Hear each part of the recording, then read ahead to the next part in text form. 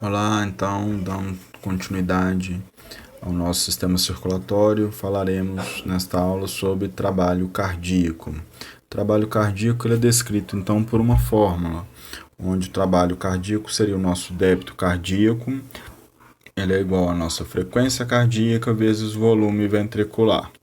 Nesse primeiro momento, a gente vai imaginar que todos os nossos pacientes são pacientes adultos, onde eles têm um volume ventricular igual a 70. Porque a gente sabe que um paciente adulto, ele expulsa aproximadamente 70 ml de sangue para as artérias a cada batimento cardíaco. Então, a gente vai considerar então o volume ventricular, também chamado de volume de ejeção, igual a 70, ok? Uma constante fixa. Então, no nosso exemplo, a gente foi lá, pegou o pulso do paciente e percebeu que a sua frequência cardíaca é 70 batimentos cardíacos. Então, o que a gente faz? 70 batimentos cardíacos vezes 70 ml de volume ventricular. Então, o débito cardíaco do meu paciente é 4.900, é um débito cardíaco normal. Por que eu posso afirmar isso? Primeira dica, o débito cardíaco ele é diretamente proporcional à minha frequência cardíaca. Ou seja, se eu tenho uma frequência cardíaca alta, eu terei um débito alto. Se eu tenho uma frequência cardíaca baixa, eu terei um débito cardíaco baixo. Frequência cardíaca hoje normal, ela varia então de 60 batimentos a 100 batimentos. Então, se eu faço 60 batimentos vezes 70, a gente tem então 4.200 ml de volume de sangue por minuto. É um débito cardíaco normal. Se eu faço 100 batimentos cardíacos vezes 70, dá 7.000 ml de volume de sangue por minuto.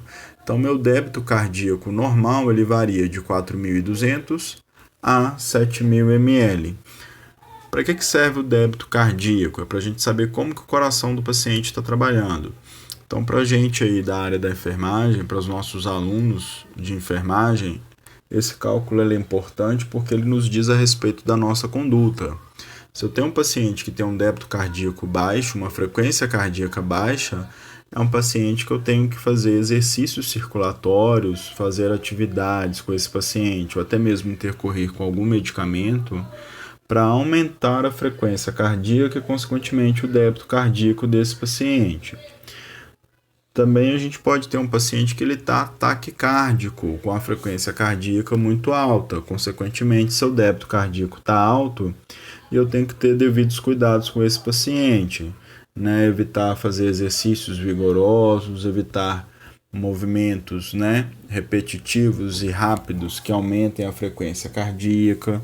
Então eu tenho que fazer movimentos e zelar por esse paciente para a gente ter uma baixa da sua frequência cardíaca. O que vai alterar a nossa frequência cardíaca?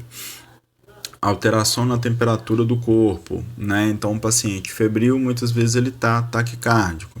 Alterações em sódio, potássio e cálcio. Todos esses elementos, eles são responsáveis por aumentar a nossa contração muscular, Então, ele vai aumentar, então, o nosso débito cardíaco e a nossa frequência cardíaca. Igualmente as excitações psicológicas, que aumentam também o nosso débito cardíaco no que diz respeito à nossa raiva e à nossa alegria, além de alguns hábitos, estilos de vida do nosso paciente. Paciente que é tabagista, fuma vários cigarros, ele tem aumento da sua frequência cardíaca e do débito cardíaco. Paciente que faz uso então de álcool, o etilista crônico, o alcoólatra, ele também tem alterações no seu débito cardíaco, assim também como os nossos pacientes usuários de drogas. Então, o débito cardíaco ele é muito importante para sabermos como lidar perante o nosso paciente.